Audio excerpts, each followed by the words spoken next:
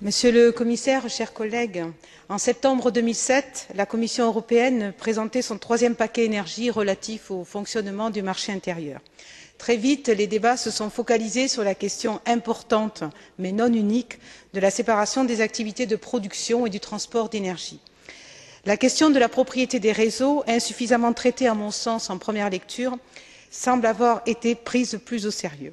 La coexistence de différentes options, dont la fameuse troisième voie renforcée et clarifiée, m'apparaît comme une bonne chose, ce qui est une évidence, car j'étais coauteur de cet amendement.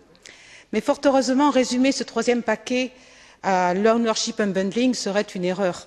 Les avancées sont réelles. Plus de droits pour les consommateurs, plus de pouvoir aux régulateurs, plus de coopération entre régulateurs, des plans d'investissement à 10 ans, plus de transparence pour faciliter le développement des renouvelables, plus de coopération technique entre les opérateurs de réseau et aussi des outils pour mieux consommer comme les compteurs intelligents. C'est un nouveau pas vers la solidarité européenne. La clause pays tiers, même si elle paraît moins sensationnelle que celle rédigée initialement par la Commission, indique explicitement qu'un État membre a le droit de refuser la certification d'un opérateur si cela met en péril la sécurité de son approvisionnement énergétique ou la sécurité d'approvisionnement d'un autre État membre. Peut-être un regret concernant l'agence de coopération des régulateurs de l'énergie. Notre souhait aurait été de créer une agence forte, indépendante et à même de prendre des décisions sans l'aval de notre organe. Nous nous sommes heurtés au fameux arrêt Maroni.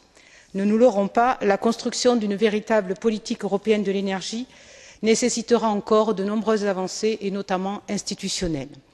La sécurité d'approvisionnement, la lutte contre le changement climatique, la régulation des marchés, tous ces objectifs doivent être poursuivis selon une approche pragmatique et non dogmatique.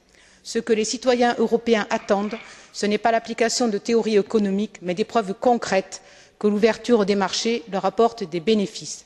Liberté de choisir son fournisseur, des prix raisonnables, stables et prévisibles. Merci à mes chers collègues, à notre cher commissaire et au Conseil pour ce travail constructif.